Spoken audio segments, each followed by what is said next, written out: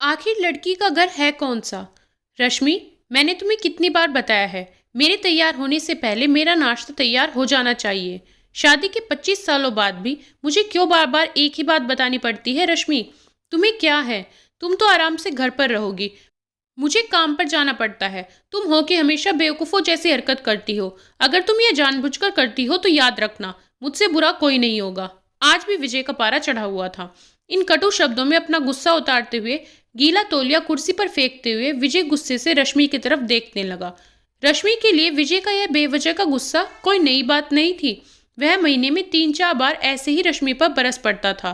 पहले पहले रश्मि उसका विरोध किया करती थी, लेकिन जब कई सालों तक विजय में कोई बदलाव नहीं दिखा तो रश्मि ने खुद को ही बदल दिया।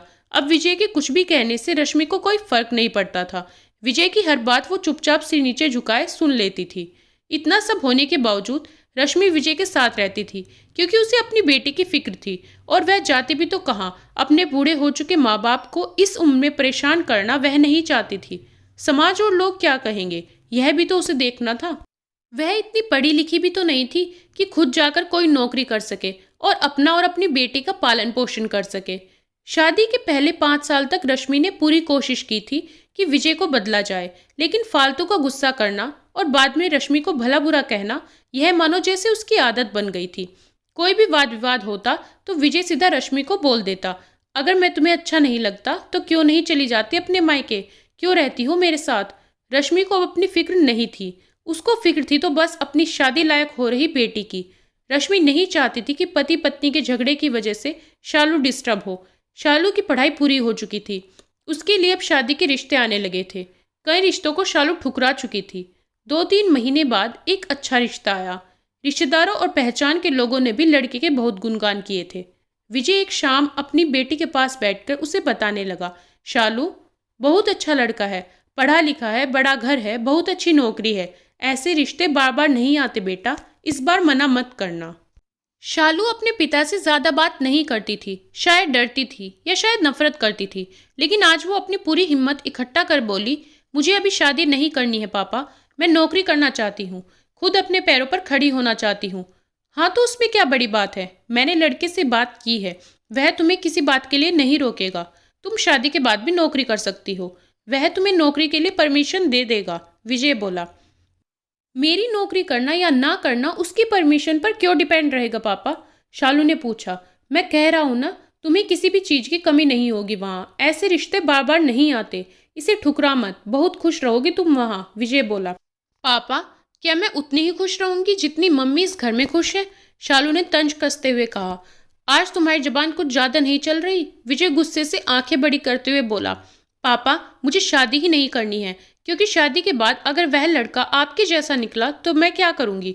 मुझे आपके जैसा जीवन साथी नहीं चाहिए जो बिना बात के मुझ पर हमेशा चिल्लाए। मुझे कुछ भी अपनी पसंद का लेना हो तो 10 बार सोचना पड़े, कहीं वह नाराज ना हो जाए।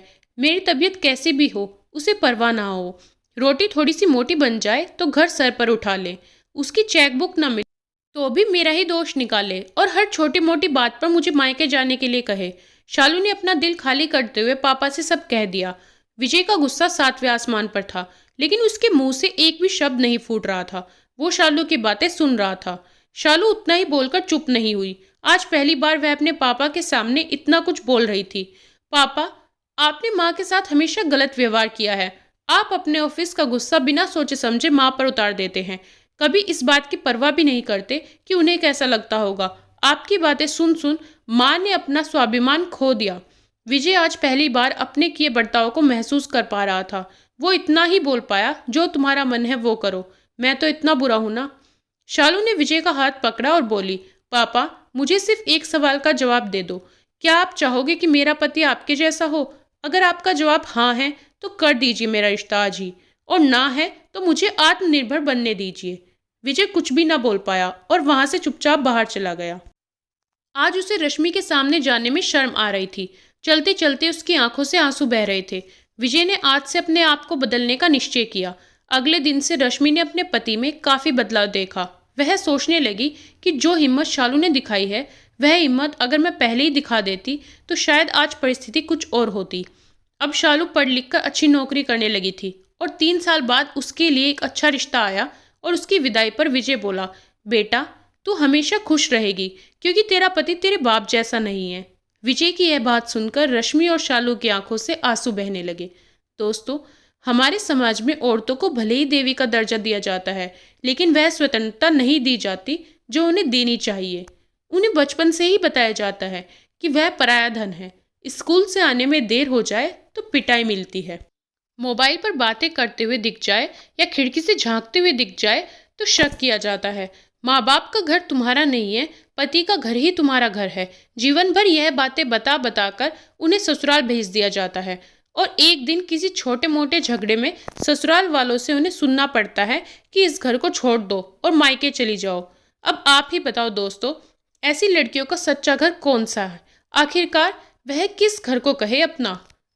दोस्तों, कहानी कैसी लगी कमेंट करके ज़रूर बताएं। अगर कहानी पसंद आए तो वीडियो को लाइक शेयर करें और चैनल को सब्सक्राइब ज़रूर करें।